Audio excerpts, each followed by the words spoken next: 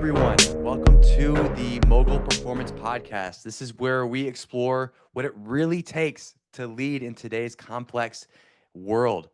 So before we jump in, I just want to do a quick promotion at Mogul Performance.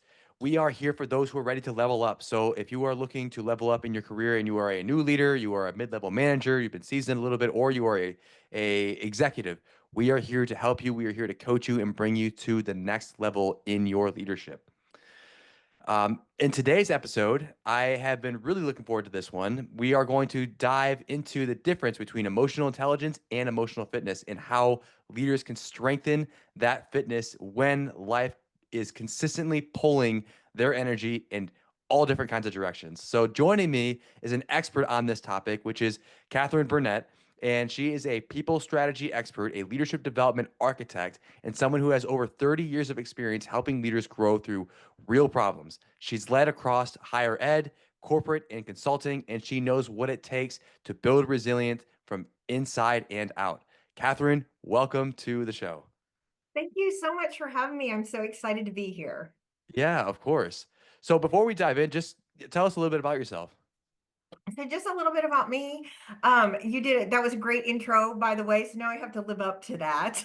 Yeah. so I've just been fortunate throughout my career to early on find out where I fit and what I love to do. And part of my favorite part about leadership development and people strategy is getting the right people in the right places. I have worked with organizations such as Amazon, JP Morgan Chase, T-Mobile for years, and have just been able to and honored to impact the lives of thousands, tens of thousands of leaders that then go and impact the lives of sometimes millions, whether it's customers or employees. And so part of what I do is help people enrich their own lives, but also help them to identify in other people what they can't see in themselves. We always want to promote within our organizations the most that we can. It helps with morale, it helps our companies with retention, but sometimes we don't know how to pull out those nuggets that are inside people and really help them to be the very best that they can be. So for leaders, I want them to be, because they impact so many lives inside and outside of the organization. And I want them also to be able to help others to see in themselves what they can't see, their greatness. hmm I love it. Yes, their greatness. I absolutely love that. Especially as a coach, right? Like that's something we try to showcase when it comes to leadership. Is sometimes leaders will feel like there's a lot of imposter syndrome or imposter phenomenon that's going on, and Sure. helping them to see what's inside of them, and they are there for in their position for a reason.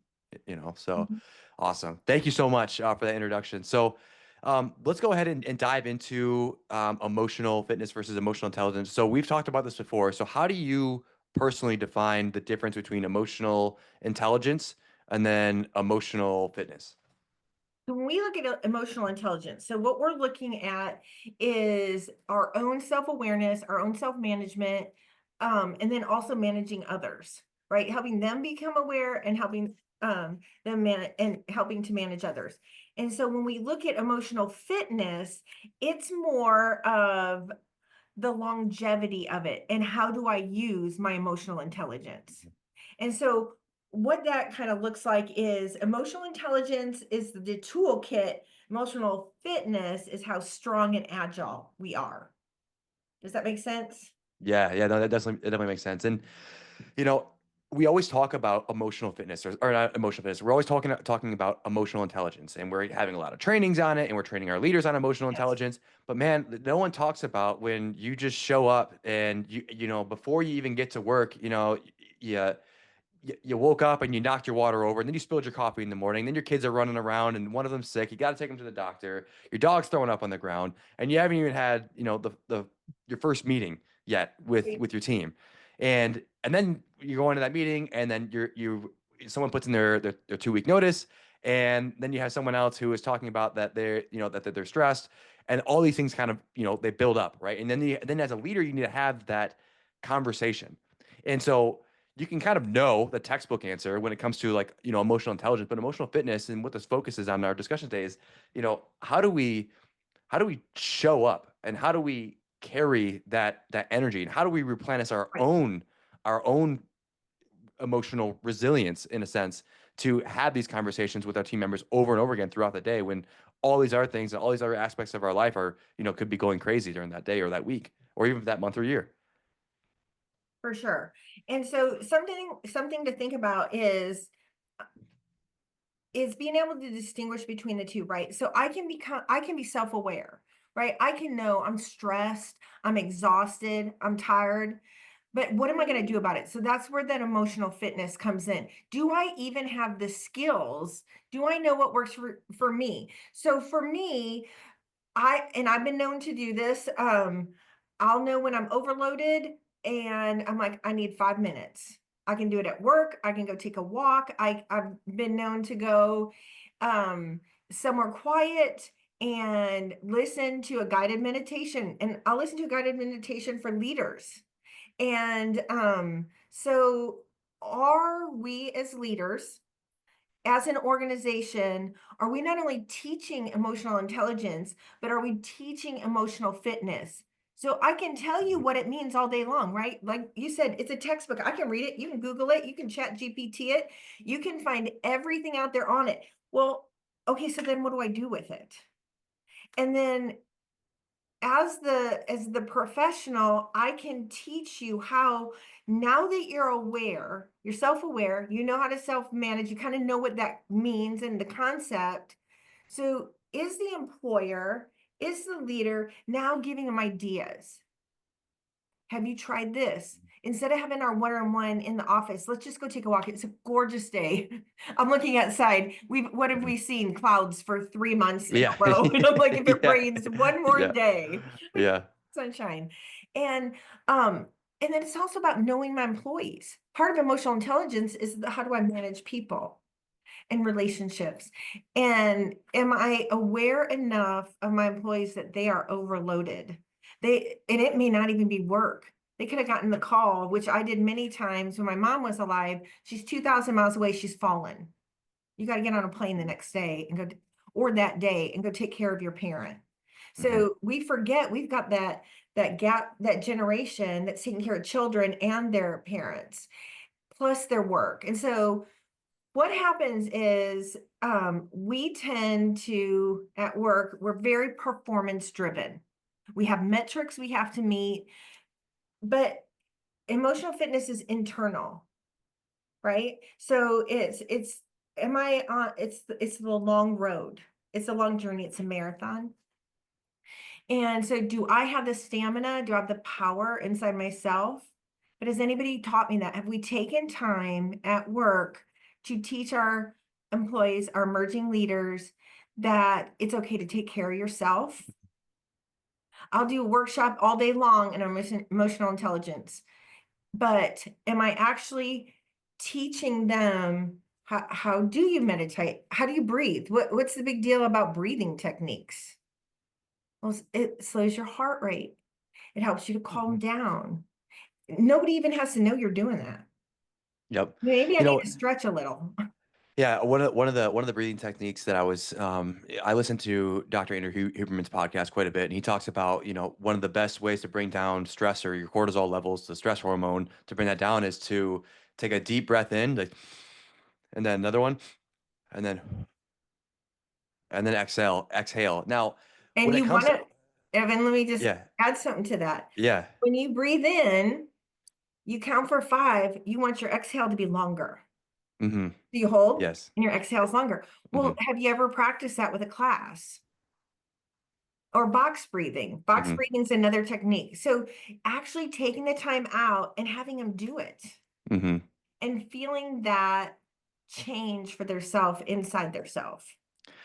Let me ask you this question because I'm sure you come across it when you're teaching and you're coaching on these techniques, these tools that people can use that do work. What do you do when someone says, "Ah, this is all woo woo stuff. I don't need to do this." I get it all the time. And because when I teach the frou-frou and everything, I always debrief after the class. And sometimes it's, give me one word. And I always get, one gentleman said to me, I got four, I told you so. And I, I looked at him, he goes, I did not want to take this class, but my wife has been telling me this forever. And so all it was her saying, I told you so. It was four words. But they can say it, but then when they do it, so whether it's taking time out to write somebody a thank you card, when they get that thank you card, taking time out to teach them how to just sit quietly with aroma, use aromatherapy or stretching or just playing. And I've done all these at work. I've taught these workshops where we actually take time out to do that, and they get to really experience it because it does sound a little nuts. I'm not going to lie until you actually do it. And then you take it back to work when you've worked already 80 hours and it's only Tuesday and everything's crashing down. Your family is, your parents are, what's going on at work is, and you take a minute to breathe. Have you seen how these techniques work with like different personality types? Like, does breathing work with one personality type, and does going for a walk or playing work with another personality type? Or are these kind of like more of like a baseline kind of thing that just pretty much anybody could use, just based off of your experience? Based off of my experience, it's not necessarily a personality type, it's the person. Mm, So looking at what works best for that person and what works best for somebody else might not work for me. So that's why I encourage, when you're teaching emotional intelligence, add in emotional fitness and give them all kinds of choices. Here's different things you can try and pick the one that works best for you, or pick the one that works best in that situation or the circumstance. that's great. Yeah, it's wonderful. Um, So, in your experience, also, when you're working with executives, what are some of the signs that you have seen when someone's emotional fitness is starting to look low, and what are some of those things that you help them to do? So some of the things that I've just watched and experienced, there's a few things. First of all, they're, when this is not generally them, who they are and how they communicate, their answers are short. They're snapping, they're sometimes exasperated, and you can tell that by the way they're answering, and you know that's not their character. So this is what I've experienced. Or they shut down, they're not communicating. And what happens in organizations when there's no communication, and I think I've taught this a million times, is people fill in the blanks. Hmm. And so we tend to not, and it's never good. Yeah, no, it's never good. It's never good. That grapevine will spread and spread and spread. Like wildfire, for sure. Yes. And so I start to see the way they're answering questions, how they're behaving in meetings, maybe when somebody comes in their office. And so that's what I first see. But I've also seen people, they start to break out in hives from here. You can just see it. They turn red. So those are just the physiological things that I see as well. I've seen them sweat. So that's when I know that people are not at their peak performance. Hmm. And that Okay. makes sense. Yeah, that does.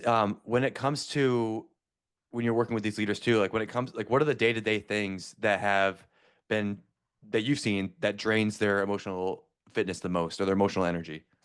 So when everything's piling on at once, that's one of them. When they're not getting clear answers from the people that report to them, or the people that report to them are not hitting deadlines where they need the information. So that's a two-edged sword, right? They know they don't have to meet a deadline because maybe in the past that leader didn't enforce the deadline. And now they need it and they don't have the information they need. So when things just start piling up, they're not getting enough sleep, they're working longer hours, and we tend to believe in, especially in our society and our workforce, the higher of level we get in an organization, the more that we work, the more productive we're going to be. When research already tells us, science tells us that is not true. because I'm not at my peak if I'm not getting the right sleep, I'm not getting the right nutrition, I'm not exercising. My brain is not functioning on all cylinders, and either are their employees. Yep. Yep. And, just by taking care of yourself, and, I think you and I have talked about this before, just by getting enough adequate sleep, they say is the best performance enhancing It drug you is. possibly could essentially take, right? And you know, uh pun intended here, people sleep on that, right? They don't take Exactly. it seriously. So that's such a key point for us to implement into our lives. Like, that's why it's so important to, I mean, to be honest, like, take care of yourself first. Like, sometimes it's, be a little selfish, take that time to go exercise for an hour, take that time to do Yep. to go for a walk with your loved ones, maybe without the kids, or take that time to meditate or read or whatever it is that helps you fill your cup. Because if you aren't performing at your best, then that is going to spread. And the higher that you are up in your leadership, Mhm. the more that is going to be magnified, and the more that's going to, either the consequence, either good or bad, is going to happen. Right. And people do not do what we say, they do what we do. We are always, as leaders, modeling behaviors. We're always modeling behaviors. So think about that for a second. If somebody walks in my office and, okay, I'm a Diet Coke addict. Anybody watching this knows me, they know that. Okay. Here So come the aspartame comments. I always have it, Yeah. but if you're sitting there and you've got Cinnabons and M&Ms and all this, so what are you telling people? That's my vice, right?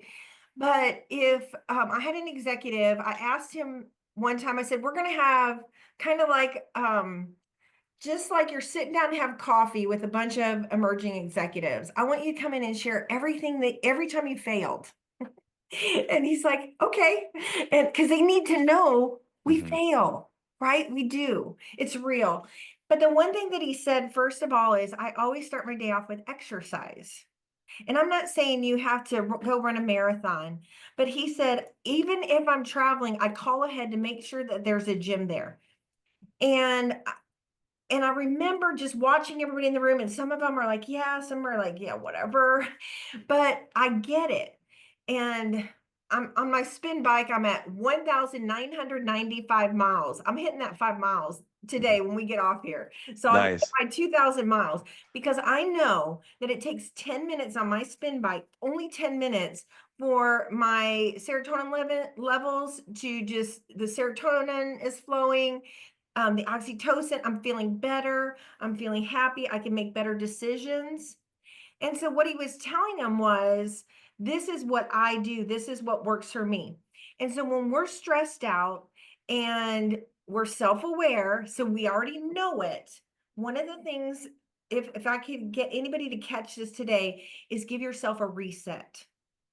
And sometimes that reset looks like taking 10 minutes where nobody is bothering you.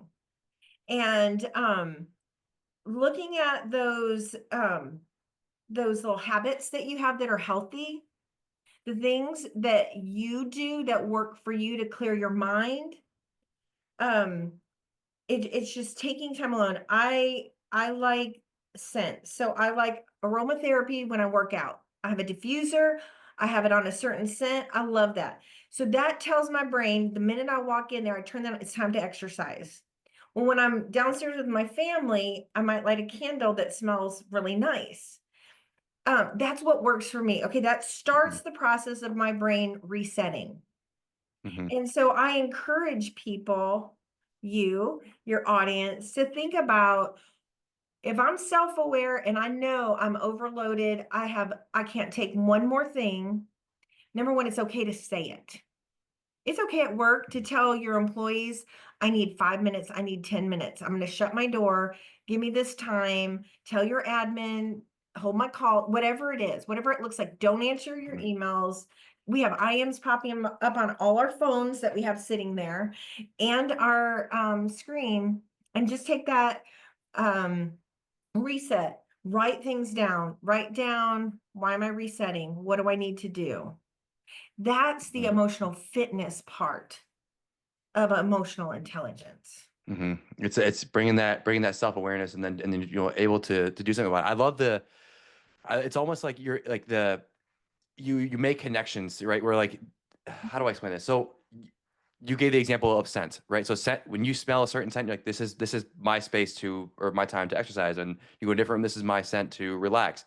When it comes to like, my office, this work office right here, like I'm not going to come in here and necessarily try to like just read a book for luxury purposes, because I come here to work, and this isn't that space, right? But there's like, so there's, it's also, it depends on like what kind of space that you're in too. Like if, just being in a different environment, a different room, like this is, in my own house, a different room can impact how your emotions are, just because of how your body naturally relates to what that space is used for.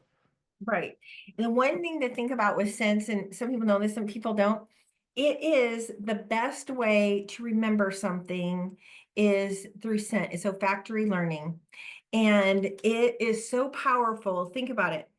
Let's say you're out at a festival and somebody walks by and you smell your grandmother's perfume. You are instantly 7 years old at your grandma's house, sitting there talking to her while she's making dinner in the kitchen. It is so powerful. And so that's one of the reasons, as I'm looking at my little candle that's sitting here in my Hmm. office, because I have a candle just for my office and it's got its own scent to it. But again, that's just one small example of different things that we could do to come back, reset, get our mind in the right place, get ourself in the right place. And we have to reset with different things, whether it's work, sometimes it's with our marriage, it's with our children, it's with our friendships. And so we can do a reset on anything in any area of our life. And if we start to notice, if we're self-aware, self-managing, which is the most important, I believe, of emotional intelligence, then I know when I need to reset different areas in my Hmm. life, because if they're all off, there's something wrong. Even Yeah. one's off, there's something wrong. Speaking of all the different areas of your life, you have your home life, you have your work life, and then you have your family life. So like, what advice do you give to leaders who feel like they're constantly on the hook of just all these different domains in their life? That is a great question because I've I've lived that more sometimes than most, I think. What I would do is look at what's the most important. And remember back to what I was talking about, that executive that came in and I said, tell us all the ways you fail. One of the gentlemen in the class said to him, it was really coffee time. He said, but what gives?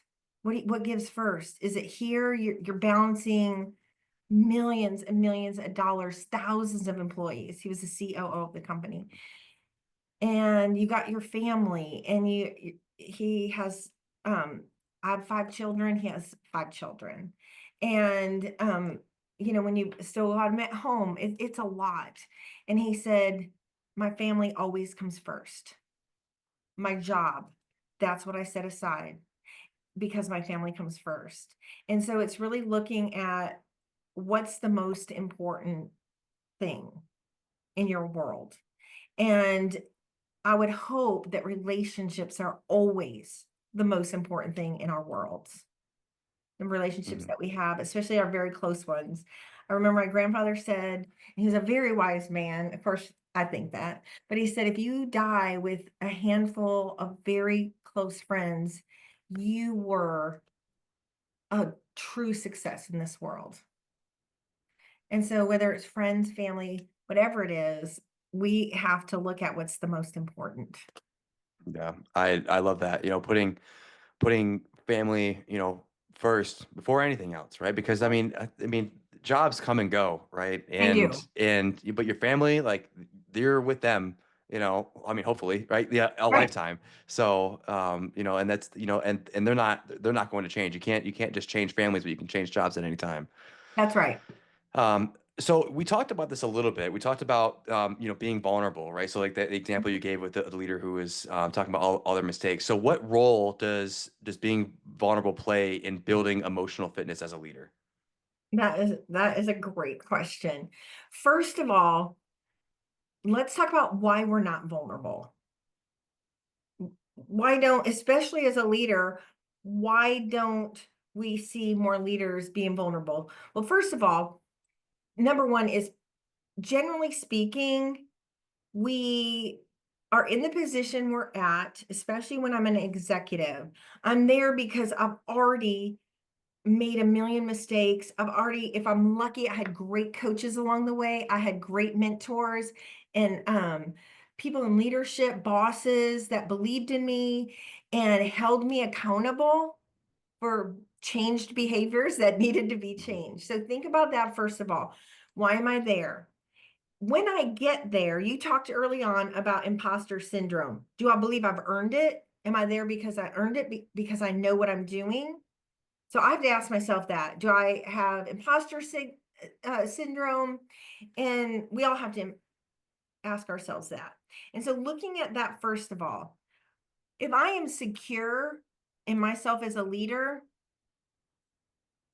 somebody else that doesn't have to quantify that. Does that make sense? Hmm. And so I can be vulnerable. One of the things that I do when I'm doing leadership development is I talk about my mistakes and the leaders I had that were willing to sit me down and say, remember what happened with this and that leader. Did you see how you behaved? Let's talk about how you behaved during that situation. And did you see the look on their face? They'll never trust you again. Well, that's hard to hear, Hmm. especially when you're 25. Yeah. And I remember that, but I've told that story to thousands and thousands of people, and everybody's like, "What? Somebody said that to you?" Yes, it was the best thing she could have told me, because number one, I got to repair that relationship with that leader. I was very young. That boss imparted so much on me as far as wisdom, learning, and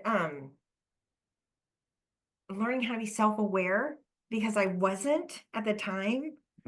And this is this is long before they even had a word called emotional intelligence, before they ever had that. Mhm. And so I try to share what people have taught me, but I have to share when I failed, when I didn't make it right, because I'm secure in where I am today, in the professional I am today, or the mother I am today, wife. And it was just like the COO. When he came down there, he's secure in where he is because he's earned it. He's brilliant. He cares about people, and he's helped people move up along the way. And he's seen lives and families changed because of maybe some of the mistakes he's made and how he corrected them. Hmm. I absolutely love that. I feel like that just can carry into so many different, spaces of your life. Like not even just as a leader, right? You mentioned, if you're confident in yourself as a leader. I mean, just confident in yourself as, as a person too, and just being, like, what, I'm human. I make mistakes, and these are the things that happen, right? As a parent, or a friend, or a relative, like any of those things. It carries over in so many different spaces of our lives. Absolutely. Um, so when it comes to um, supporting in creating a culture, the culture Mhm. that supports emotional resilience, emotional fitness, how can teams and peers help each other protect and support one another in their emotional fitness in these high pressure environments? That is such a great question, because it does take a team. If I'm secure in my performance and what I'm contributing to my team, what I'm contributing to my organization, if I'm secure in that because I'm getting feedback from others. So let me give you an example. As a professional speaker, every single speech I give, class I teach, it doesn't matter. What am I going to get at the end? An evaluation. Mhm. I used to keep them until I had a stack like this, and I'd read them. And sometimes I'm like, I can't control the air conditioning in the room, guys. I want to Yeah, report you see back, right? the crazy feedback. Um, and but what happens is, if I have people on my team that I trust, when they come to me and say, Katherine, when you were sharing this example, in your training today, it was spot on. It was amazing. And I felt like I was there. You really connected. So that's great feedback, right? That's feedback you want to give all the time. That's reinforcing behavior you want to continue to see. And they're saying it touched me. I know it touched our audience. I know it touched people. When people come to me, and I keep every card I get, every thank you card I get, or you changed my life, or you've done that, that's great feedback. But also when someone comes to me and says, remember when you were teaching this concept, something that would have made it better. I think you missed the mark. It's okay. Just tell me. I don't want you to handy code it. I don't want you to make the sandwich and think you did this well, you did this, it sucked, and then you did this well. Don't, just tell me. Because if I have a good relationship with you and I'm working with you and we're in it together and we're in it to win it and perform and hit our metrics, I need you to tell me the truth. And sometimes the truth is you missed your mark here. Let's go back over it and see where it can be better next time.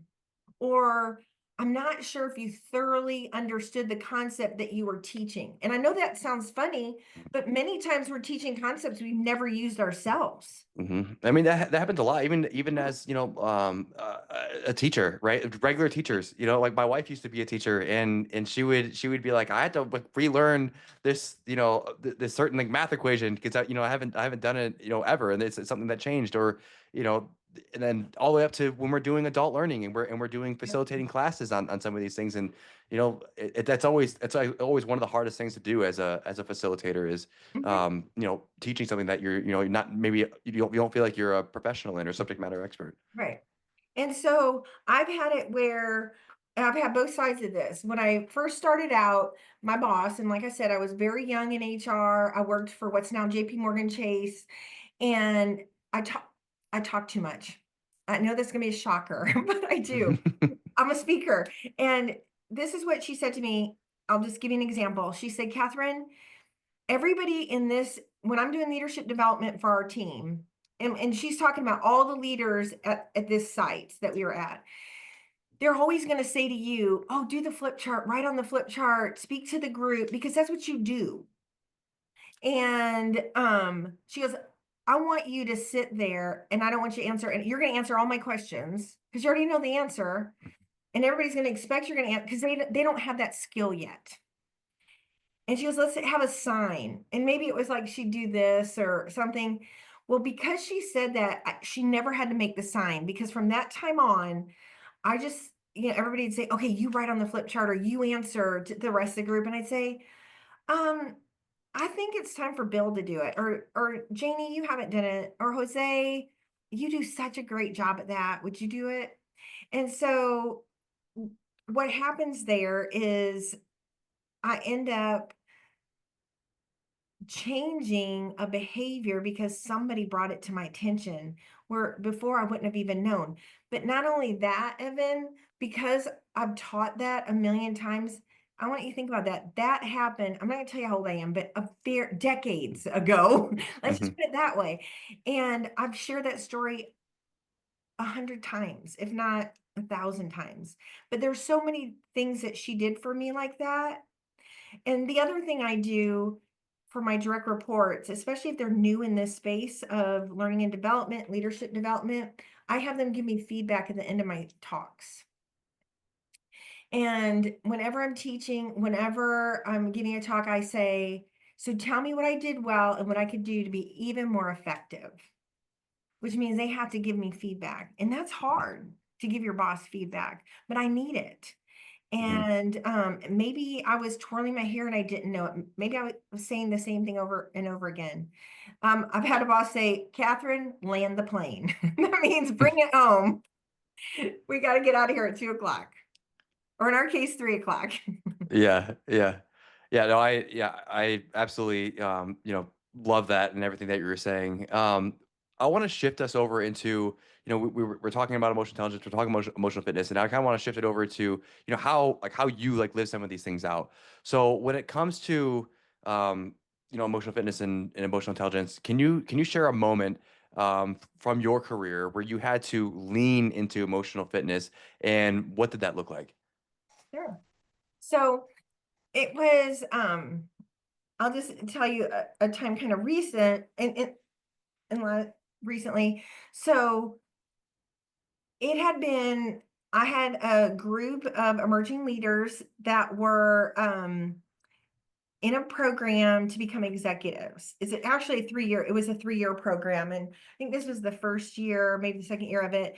But it had been a month of the culmination of different programs that I had been working on at my last employer. And it was good. It was all good. Everybody was there. The executives were all there to congratulate them. It was kind of like a sort of a graduation ceremony, but it had been a month of a lot. So personally and professionally. And so I was getting overstimulated, I guess overstimulated is the best word, almost overwhelmed. And I remember taking 5 minutes, like I told you, and I actually went into our bathroom at this employer, had a lactating room for women that were pregnant or had babies, excuse me, that had babies. And so I knew there was nobody in there. It was a really quiet room. It had a nice comfy chair, and I set my alarm for 5 minutes. I let somebody know I'm going to be gone for 5 minutes. I'll be right back, because it was kind of sort of over. And it was just the time, I thanked everyone, shook everybody's hand. And I just went in there for 5 minutes, and I had guided meditation. I just closed my eyes. It was dark. The lights were low in there. It was quiet. And I just listened to that and did a really quick reset, went back. Nobody had a clue, but I knew I needed that. Does that make sense? Yeah. And they didn't know. Nobody missed me, and there wasn't anything I needed to do except for take care of myself for 5 minutes. If you could explain how, I guess, like in like a recharge sense, like where did that take you from like point A to point B? That's a great question. So I felt like my anxiety level was up here, which meant my heart rate was up here. And then I did breathing exercises. So I did the exact one you were talking about. Yeah, I just did it a few times. And so what it did was internally, because remember, emotional fitness is more internal. And so internally, I could feel the calm just sweep over me. Well, it could have been the serotonin that was sweeping through my brain. And it was just taking that time. And then the other thing I did during that time was I prayed.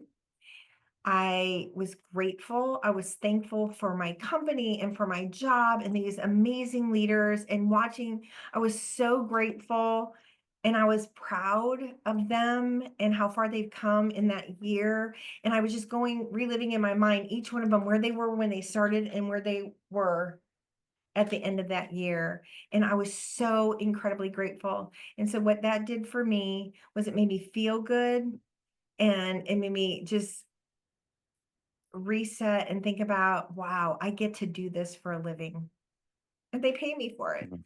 Yeah. But most importantly, I got to change people's lives and make them better and make them reach for something inside themselves that maybe they didn't even know was there. Okay. Yeah, that's so amazing just to hear those, hear that story and how you're able to, just to come back and just bounce back into being, I mean, you're obviously a high performer, so going back and being, being that individual who needs, I mean, quite frankly, needed to show up when you're in front of so many executives and so many I don't want to say powerful, but so many figureheads. Yeah. Okay, so as we wrap up here, I just wanted to ask you and to share with everyone who's listening now is what is something that they should, if there's anything that they should take away from today's podcast, what would that be? So if your audience will take anything away from this today, there's going to be a couple things. And this is what I really want you to think about. Number one, do you even know what emotional intelligence is?